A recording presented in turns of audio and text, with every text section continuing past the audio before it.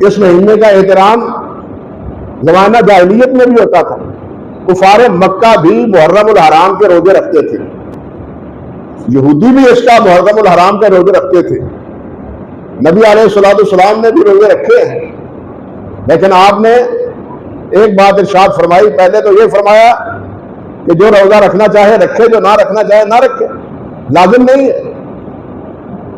لیکن جب یہ علم ہوا کہ یہودی اس دن کا روزہ رکھتے ہیں 10 محرم کا، اس خوشی میں کہ 10 محرم کو اللہ سبحانہ و تعالیٰ نے ہمیں فرعون کے چنگل سے آزاد کیا تھا، سمندر میں اس کو غرق کر دیا، اور ہمیں بخیر و خوبی اللہ سبحانہ و تعالیٰ نے ہمیں دریا سے پار نکال دیا.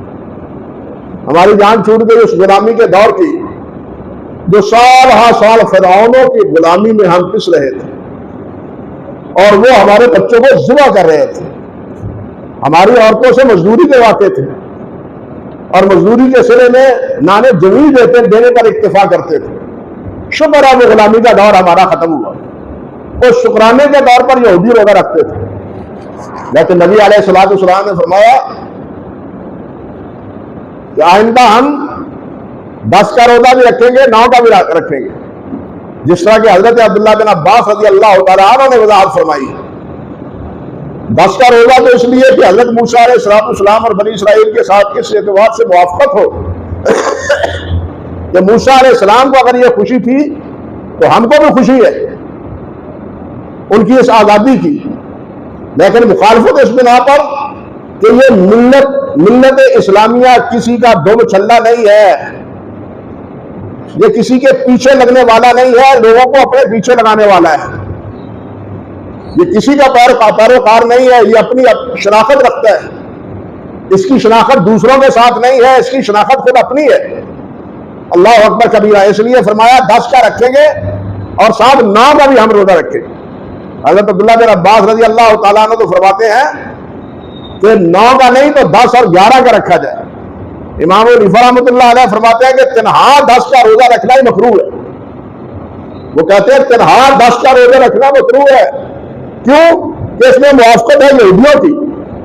ہم موافقت یہودیوں کے ساتھ نہیں کر سکتے، اگرچہ یہ عبادت ہے. آپ ذرا خود سوچیں تو عبادت میں موافقت بھی گوارا نہیں ہے. عبادت میں، روزے کی عبادت میں بھی موافقت اسلام کو گوارا نہیں ہے.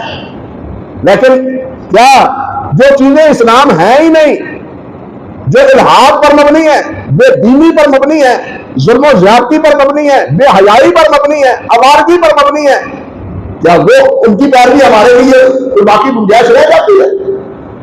ان کی گنجائش رہ جاتی ہے. جس طرح یہ گزشتہ خطبے میں عرض کر رہا تھا، ہماری شناخت اپنی ہے، اور مسلمان ایک علیحدہ مسلمان ایک مستقل قوم ہے، ملت ہے دوسری ملتوں سے، اور یہ ملت اسلامی دوسروں کی پیروکار نہیں ہے، یہ ایک دوسروں کو اپنا پیروکار بنانا چاہتی ہے. بہرحال عرض کرنے کا مقصد یہ تھا کہ اس مہینے میں اطاعت، فرمانبرداری وہ کرنی، اس کا اہتمام ہونا چاہیے. بلکہ حضرت عائشہ رضی اللہ تعالیٰ عنہ اور دوسرے صحابہ کرام سے روایت یہ منقول ہے کہ نبی علیہ السلام نے فرمایا افضل الصیام بعد رمضان شہر اللہ المحرم، کہ رمضان المبارک کے بعد مہینے کے اعتبار سے جس مہینے کے روزے رکھنے افضل ہے وہ محرم، یعنی محرم الحرام کے مہینے کے روزے افضل ہے رمضان المبارک کے مہینے کے بعد. یہ ہے حرمت کا اہتمام اور حرمت کی پاسداری.